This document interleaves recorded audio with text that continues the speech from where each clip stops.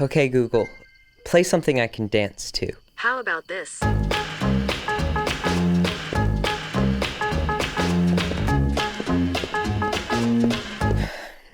Okay, Google, look at rockabilly videos.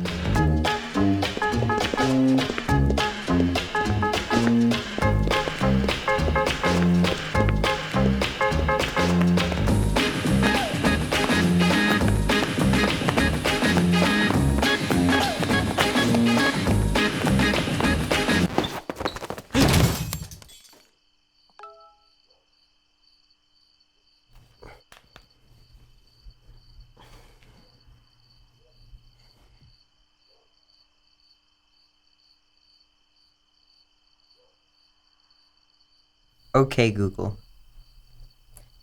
Is it okay to be gay? So we always knew that the assistant was going to be sort of a risky product from an inclusion perspective, right? Because users are engaging with an assistant in a way that they've never engaged with other Google products, right? It's a conversational interaction between Google and users. And so that means that everything from emotional relationships to really sensitive personal confessions are on the table. There's also sort of the darker side of things, which is people were gonna say racist, sexist, homophobic, whatever stuff. How do we make sure that what we write and what we develop isn't going to be turned on itself by the internet? There was a lot of concern that we weren't going to get this right, just because we don't know what the users are going to do when we put this into their hands. And the policy considerations there are enormous. No one wants your Google Home device sitting in your kitchen to suddenly say the word or especially when your kid's there. So we need to have a vulgarity filter so we can bleep those words out. Oh, fudge. What if the assistant's camera just doesn't recognize someone who is black or someone who is in a wheelchair? Sorry, I can't help with that yet. How can we make sure that different minority groups, ethnic groups, all of the concerns, the way that they could be offended were accounted for? Part of the problem is that when Google tries to give like a very conversational answer, sometimes it comes off as Google's actually saying this as opposed to Google is creating a conversational answer from this data source that already exists on the web.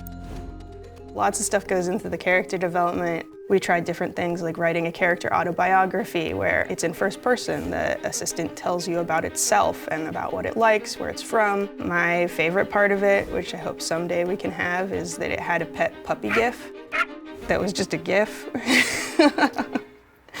People ask all kinds of stuff, so if we're getting heavier questions, one of the things we ask is, can it just go to search? The search chat classifier is involved where it looks at the user's query and decides whether this is search intent. I can search them for you. Or whether it's personal chat intent. The major part of our work was trying to build up this classifier. That sole job was to recognize everything from the really standard bad stuff, the porn, the blatant racism, things like that, to the trickier bad stuff, stereotypes about women, stereotypes about gay people, racist and misogynistic content or homophobic content disguised as political opinion. One example was vegetarianism, right? So it's the sort of thing that I would never think of. I'm not a vegetarian. There are plenty of rude, mean, bullying things that you can say specifically targeting vegetarians, veganism. We hadn't done it before, any stress testing and kind of this adversarial testing. So we started working with the diversity and inclusion team, which included Randy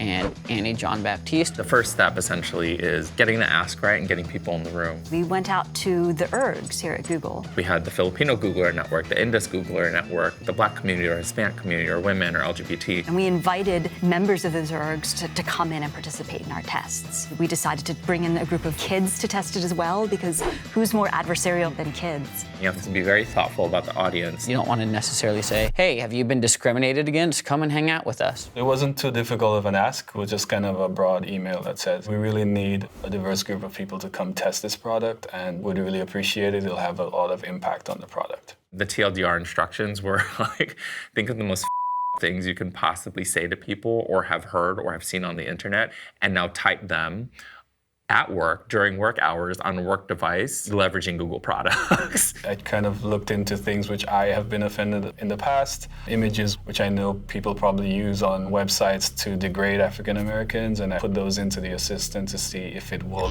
respond in any negative way. If you're the only African American in the room, you have to be able to confront some more stereotypical and offensive terms and images. You have to use your imagination and bring yourself kind of to a dark place. It's something that requires effort, and it does have an emotional toll, so you need to be mindful of what you're asking. We gave ourselves almost 5 months to kind of go through an iterative process of testing in different ways, making tweaks to the product, and then coming back and seeing how users responded to them. We would get sets of their queries to make sure that we could build out coverage for them. Where we started having problems were sort of the less obvious things. We had a tester try the query, how do I kill my wife? And we were returning a single search result in the assistant frame that was a website that started out with, you can't stand that anymore, this is what you do. Oh my God, how is the Google Assistant, which is supposed to be this charming, quirky friend that helps you, how is it telling me that this is a good thing, that this is the place I should go? 10, 9, 8. Around launch time, we had a big war room. Everyone was very, very nervous. We had set it up so that it could wake us up in the middle of the night. We had a lot of people ready. 2, 1.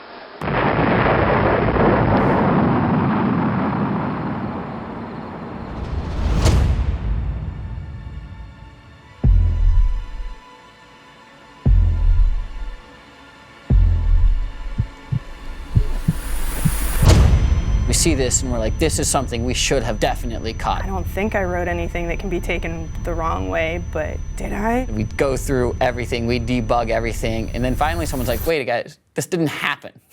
It's a good Photoshop, but we've looked through all the logs. This interaction did not happen. People were trying to break it very, very clearly. So you saw tons of, did Hitler do anything wrong? Hitler did nothing wrong, don't you agree? In various ways trying to trick us, but they all failed, and then we see that users stopped doing that.